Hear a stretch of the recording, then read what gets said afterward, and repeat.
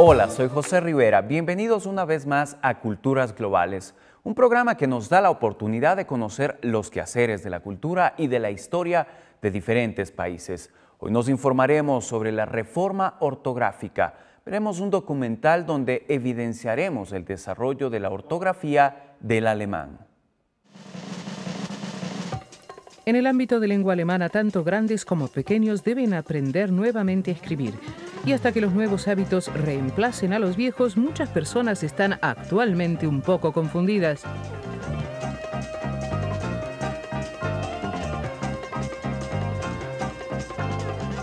La sancionada reforma ortográfica está destinada a simplificar las reglas y facilitar el aprendizaje y la práctica de la escritura. Las nuevas reglas ortográficas y las agrias discusiones sobre su oportunidad o su insensatez fueron a comienzos del año un tema ideal para los desfiles de carnaval. Según las encuestas, 3/4 partes de los ciudadanos alemanes se sienten irritados o contrariados y desean una anulación de la reforma ortográfica. Las palabras se escriben ahora de manera distinta. Bueno, no todas las palabras, pero el vocablo das con doble S creo que no está bien.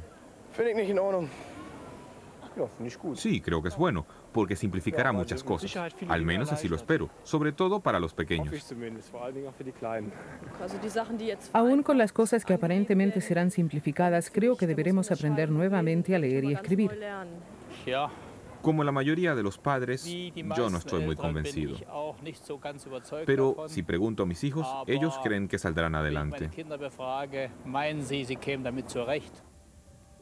Desde la Edad Media no transcurrió en el ámbito de lengua alemana ningún siglo sin que aparecieran propuestas de reforma ortográfica, pero los renovadores encontraron siempre una gran resistencia. En el siglo XIV se enseñaba a escribir en los monasterios.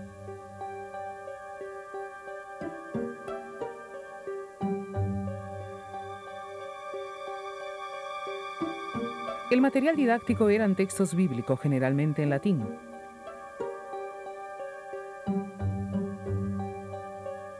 La invención de la imprenta por Johannes Gutenberg en el siglo XVI tampoco aportó la unidad de la ortografía alemana.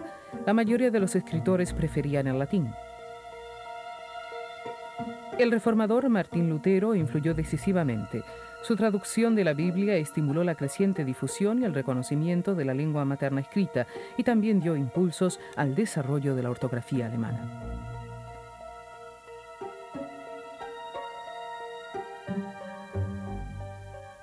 Sin embargo, hasta el siglo XIX no existió ninguna unidad en las reglas ortográficas, una situación fatal en las escuelas, según nos explica el lingüista Matthias Wermke. En Prusia se conoce una ordenanza escolar en la que el ministro prusiano de la Cultura prescribe a sus escuelas que unifiquen al menos localmente las reglas ortográficas, para que los alumnos no tengan que aprender con un maestro la ortografía A y con otro maestro la ortografía B. El profesor secundario Konrad Duden encontró finalmente un remedio. En 1880 apareció su diccionario ortográfico. Durante los años siguientes, ese compendio de reglas ortográficas se impuso en el ámbito de lengua alemana.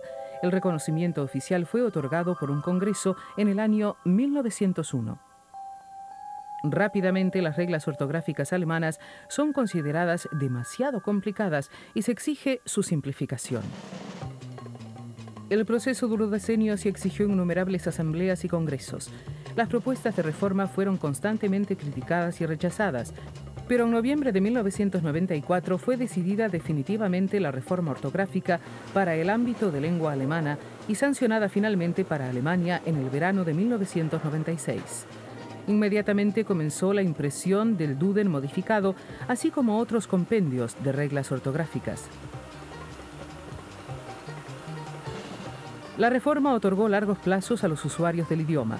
Las nuevas reglas solo serán obligatorias en el año 2005.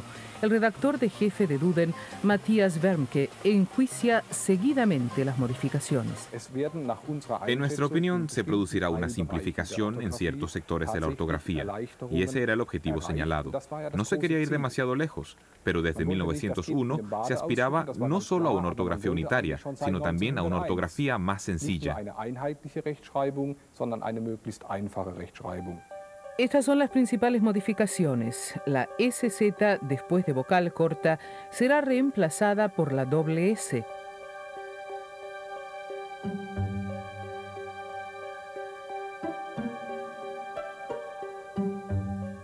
Aproximadamente 200 palabras se escribirán de otra manera. Algunos vocablos extranjeros serán adaptados al alemán en su forma escrita. La nueva escritura de ciertos términos reproduce en su radical o los vocablos que los componen. La nueva ortografía alemana choca contra una amplia incomprensión.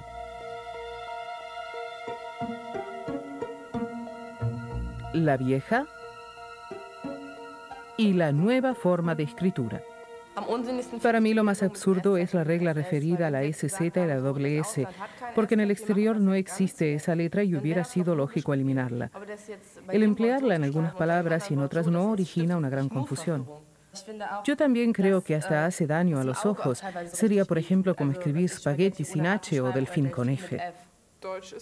Alemán es alemán, se escriba como se escriba, aunque sea complicado, es alemán, y si ahora se hace un cambio, no sé para qué, para mí no aportará nada. Muchas personas consideran la reforma tal como esta alumna de un colegio de Colonia, como algo ilógico, confuso, superfluo e inconsecuente. El lingüista Klaus Heller contribuyó a desarrollar las reglas y conoce las críticas. Uno de los colaboradores en la propuesta de reforma la tituló una pequeña reforma razonable. Y yo creo que es una buena definición. Nosotros tuvimos que hacer compromisos en todas partes, pero los compromisos no son negativos. De las propuestas aprendimos que nada puede ser unilateral. Y los buenos compromisos hicieron posible esta reforma. De lo contrario, hubiera sido imposible. Aunque la introducción de las nuevas reglas ortográficas fue prevista para 1998, ya se enseñan en la mayoría de las escuelas. Muchos maestros consideran superfluo configurar las clases de alemán un año más según normas ya perimidas. De un total aproximado de 200 reglas ortográficas, serán eliminadas unas 100, y de unos 50 casos de empleo de la coma, solo permanecerán 9. Estos alumnos cursan el 5º año escolar, lo que simplificará la escritura, significa para ellos una readaptación. Creo que es una idiotez porque aprendí algo distinto en la escuela primaria y ahora todo es más difícil. Yo aprendí otra ortografía y hay tantas nuevas reglas que a veces pienso que no necesito escribir más. Creo que en realidad las nuevas reglas son para nosotros más fáciles que para los adultos, porque las conocen desde hace mucho tiempo y para ellos es muy difícil. Y también resulta difícil para las editoriales de libros. Actualmente en Alemania son suministrables unos 700.000 libros. Como los padres exigirán en el futuro que los libros sean impresos de acuerdo a las nuevas reglas, la reforma significa especialmente para las editoriales un sensible incremento de los costos.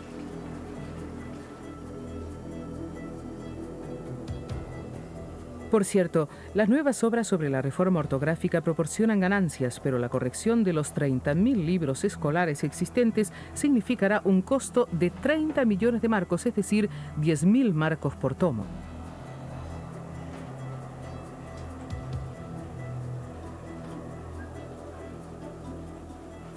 Y pueden surgir otros factores incalculables, como nos explica Martin Hilscher, lector de una editorial. Para nosotros el problema es la montaña de costos que se nos viene encima. En efecto, como editores de Heinrich Böll, Algún día nos veremos obligados a imprimir las obras completas de Böll de acuerdo a las nuevas reglas ortográficas. Son costos enormes que deberá enfrentar la editorial y que nos hacen mal. Por eso no estamos muy contentos con la reforma en lo que se refiere a los costos. La adaptación de la escritura en la literatura hizo que muchos autores entraran en liza. Para asombro de la opinión pública, solo reaccionaron meses después de la sanción de la reforma.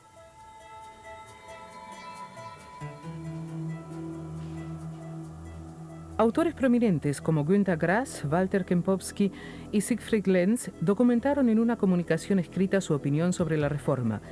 Es una pérdida de cultura que será irreparable, un caos de reglas. Solo la aparición del nuevo Duden permitió apreciar el alcance de la reforma. Así justificaron la demora de su protesta.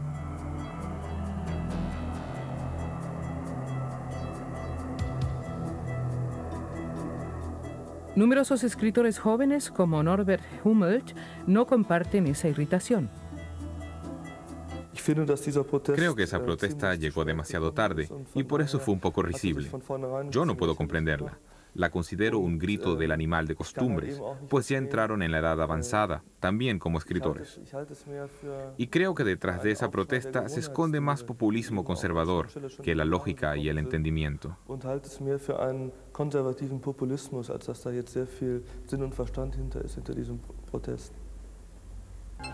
El Instituto Goethe en Bonn, con menor irritación pero con una posición no menos crítica, la reforma es analizada en instituciones donde se enseña el alemán como lengua extranjera.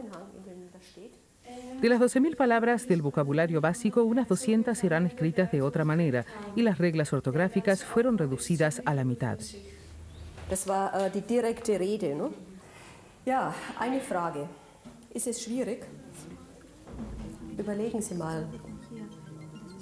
En este curso de alemán, los maestros de idiomas se confrontan por primera vez con la reforma ortográfica. Sobre la base de informaciones actuales de la prensa, estudian las modificaciones introducidas en las reglas ortográficas alemanas.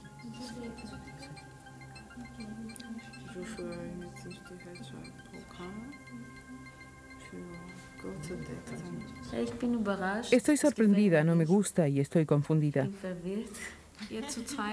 Por el momento no estoy muy segura de lo que es correcto y lo que no es correcto, de lo que es nuevo o viejo. Para los que comienzan ahora a aprender el alemán, creo que es igual si se escribe con una o dos eses. No veo en ello una gran diferencia. No se puede comprender su sentido, su porqué. ¿Por qué no simplificó, sino solamente modificó? La reforma ortográfica fue decidida y sancionada. Sus adversarios y partidarios están de acuerdo en un punto: el idioma alemán continúa su desarrollo, ya sea con la nueva o la vieja escritura. Hasta el año 2005, todo será justo.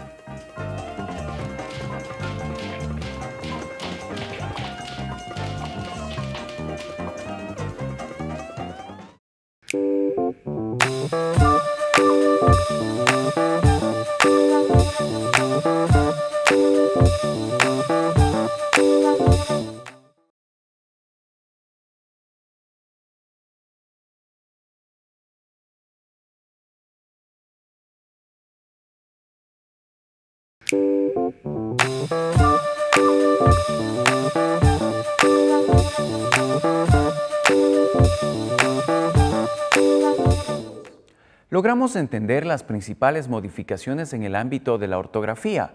En el siguiente documental responderemos a la pregunta ¿cómo ha evolucionado la literatura alemana desde la reunificación del país?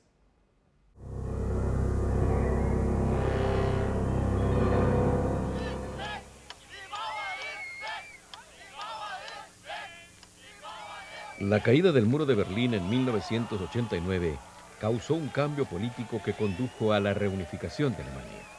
La crítica literaria Sigrid Löffler analiza si este fenómeno ha conducido también a la unificación de las dos literaturas alemanas.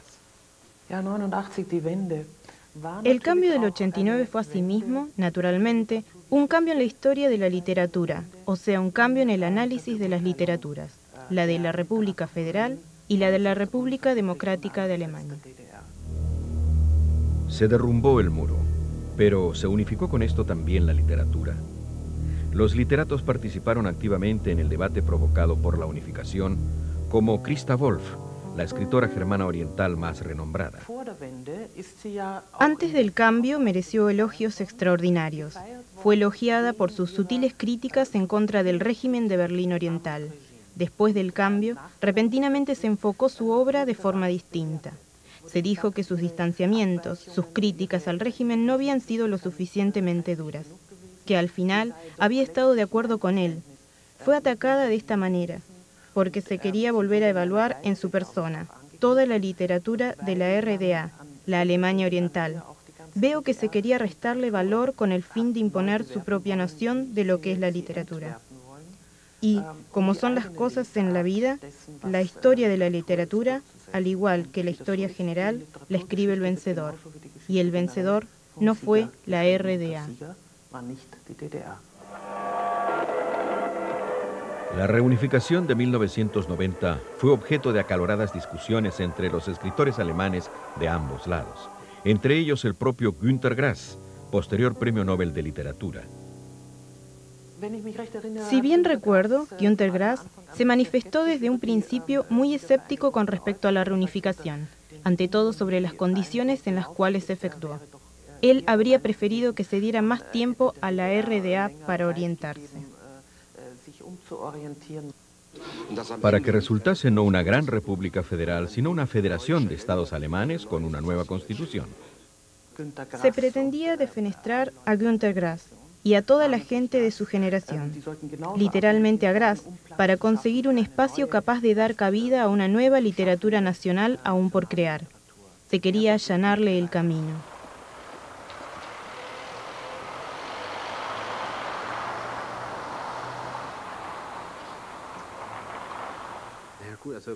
Bueno, Grass tuvo éxito relativamente pronto. Era también otra época, polarizada de una forma muy distinta, y en la cual, me imagino, se tomaba posición de manera mucho más rotunda ante ciertos temas.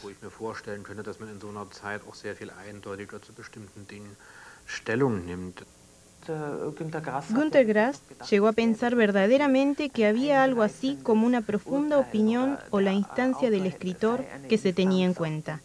La joven generación ve la situación seguramente con más escepticismo, pero también con más realismo. Me siento muy incómodo cuando me interrogan fuera del ámbito literario. En calidad de ciudadano y elector sí puedo responder, puedo subir o bajar un peldaño.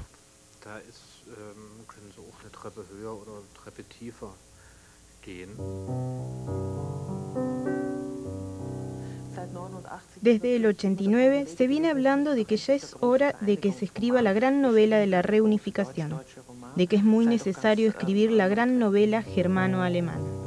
Con su obra Es cuento largo, Grass busca una relación entre reunificación y 130 años de historia alemana.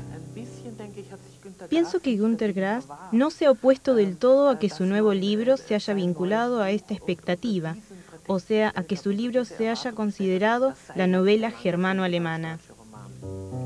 Es algo distinto a la pretensión de la novela Héroes como nosotros. El autor germano-oriental Thomas Brussig describe la caída del muro en una novela picaresca que ridiculiza la euforia y el patetismo de la reunificación. La obra Héroes como nosotros de Brussig en 1995 fue como un camino en el bosque. Me gustó mucho. Era una posibilidad de contar algo en ese tiempo, pero probablemente se están por escribir los libros que realmente hablen de esta transformación. Vendrán, estoy seguro. Simplemente se necesita tiempo aún.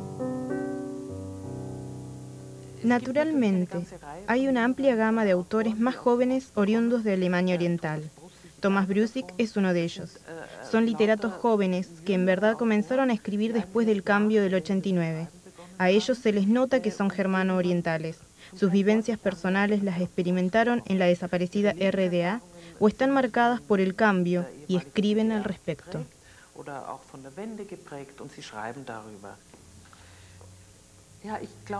Yo creo que Ingo Schulze es uno de los autores germano-orientales más significativos de la época posterior al cambio. Su obra Simple Stories es una novela de provincia de Alemania Oriental. Valiéndose de algunas figuras, trata él de averiguar el efecto que ha tenido el cambio en los seres humanos. Me parece que lo decisivo es aquí esa mirada simpática, de compasión, que echa a la gente sencilla y a sus dificultades. Esto hace de esas simples historietas una obra de arte extraordinaria. Pienso que, sin haber pretendido nada, se han convertido hoy en una obra sólida e imperecedera de la época posterior al cambio.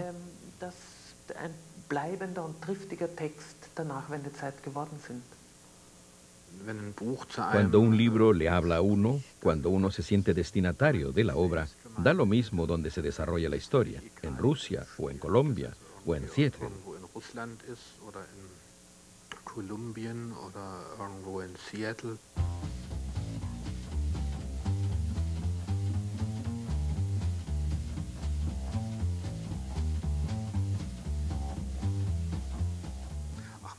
Se sueña siempre con que se tiene mucho éxito en el mundo entero, pero fue una sorpresa muy agradable que no fuese un libro germano oriental o germano occidental.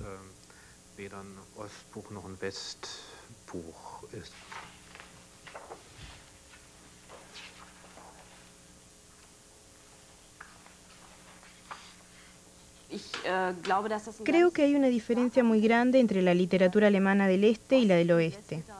Es un concepto primitivo, pero pienso que lo importante es el tratamiento que se da a los temas. Naturalmente, se ocupa uno de otros temas, es otra historia, y otro es también el estilo de narrar.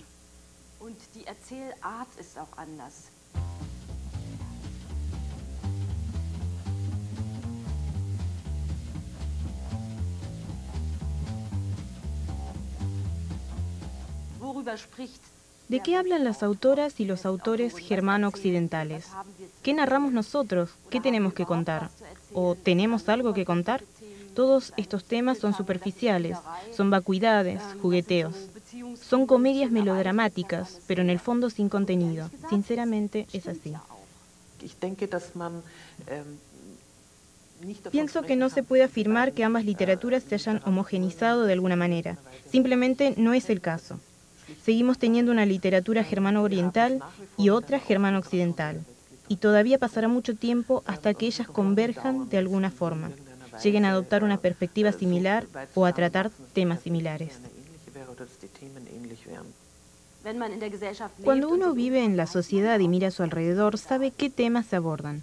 Es una ilusión pensar que haya algo que merezca la pena ser narrado por el hecho de que exista miseria. Esta sociedad no da mucho desde el punto de vista literario. Esto es así. La verdad es que hay una serie de autoras, no solo autores, que han lanzado al mercado sus primeras obras. Muchas son muy interesantes, porque echan una mirada muy fresca al mundo. Son poco pretenciosas, pero están llenas de curiosidad. Y basados en sus conocimientos del mundo, tratan de abrirse paso con sus narraciones, no con novelas, sino frecuentemente con cuentos, pequeñas historias.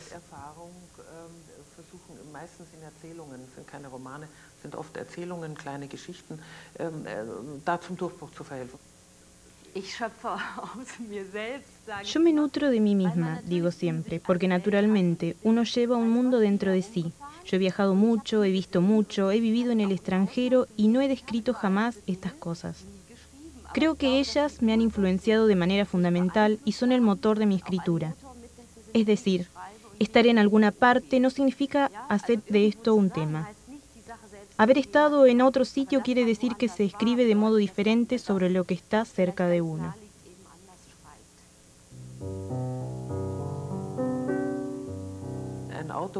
El joven Marcel Bayer es un escritor que promete mucho y es un autor serio y perseverante.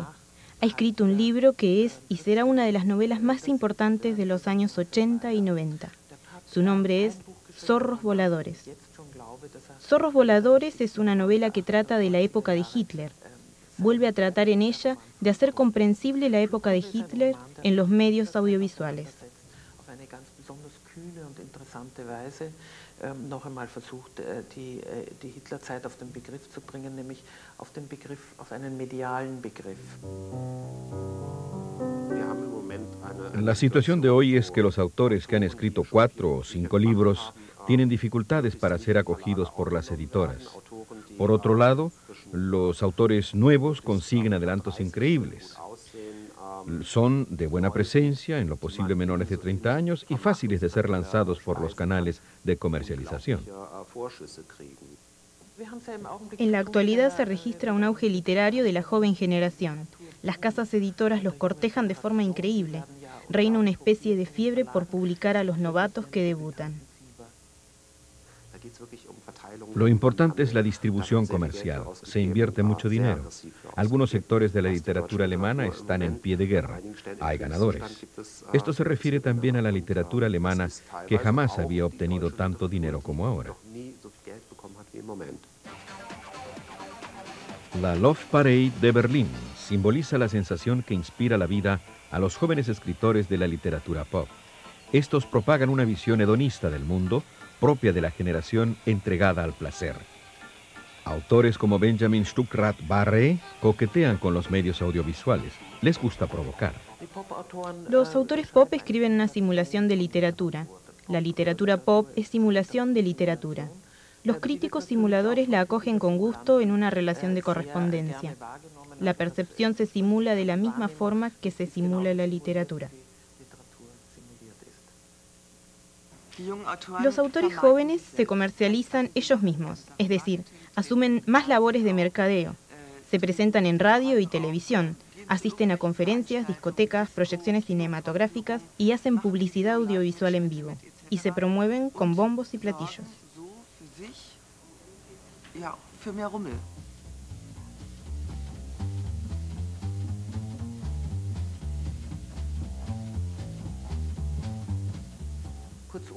En resumen, hay expectativas diferentes y literaturas diferentes. Subsisten las diferencias regionales, y esto constituye la diversidad y la riqueza de una literatura. La literatura es variedad y no simpleza.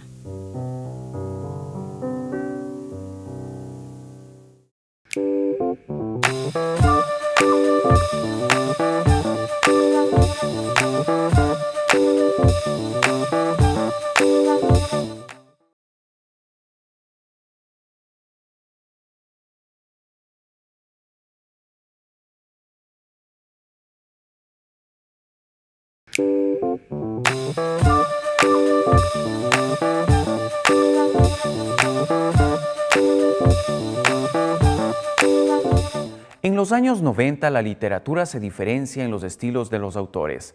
Hay contrastes entre la literatura de Occidente y Oriente de Alemania.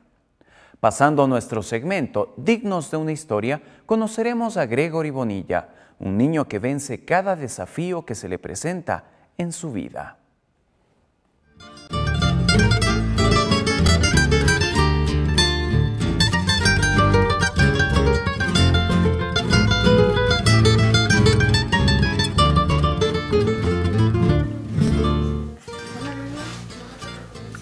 Gregory tuvo un embarazo a término, parto normal, sin complicaciones, un poco de sufrimiento para mí, más no para él. Al cuarto día le tuvimos que ir a hacer vacunar y luego de la vacuna, unas 4 horas después de la vacuna, nos comenzamos a dar cuenta que él se comenzó a poner amarillo. Y luego de estar 12 horas en terapia, Gregory presentó un cuadro de bronconeumonía por aspiración. Entonces, lo único que el médico nos dijo es que recemos, porque no había esperanza de vida para él.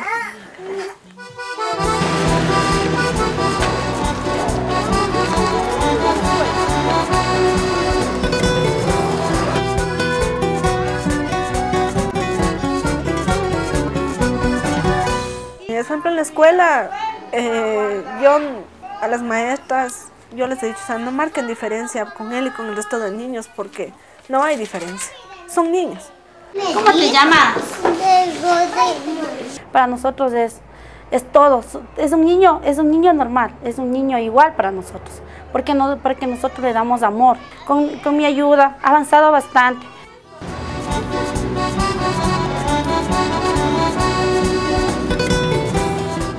De lunes a viernes nuestra rutina es salir a terapias. En cierta parte me han ayudado ahí porque conociendo las experiencias del resto de papás me han ayudado a entender y en algo asimilar el problema de Gregory, porque todavía es duro para mí. Yo a Gregory le voy atendiendo desde los 7 meses de edad de él. En Gregory hasta ahora, con el esfuerzo de los padres, y su evolución ha sido buena, porque él ya se sienta, gatea también a su forma, está en esos pasos ya para ir a la marcha. Con él, si yo sé que a la primera no puede, pues tengo que intentar 10 veces, las 10 veces la intento. Y él me demuestra que no hay límites. Porque después de que me dijeron que era un niño vegetal y que nunca iba a poder hacer nada, el oírle que diga "ma", para mí era como que me hubiese dado un discurso completo.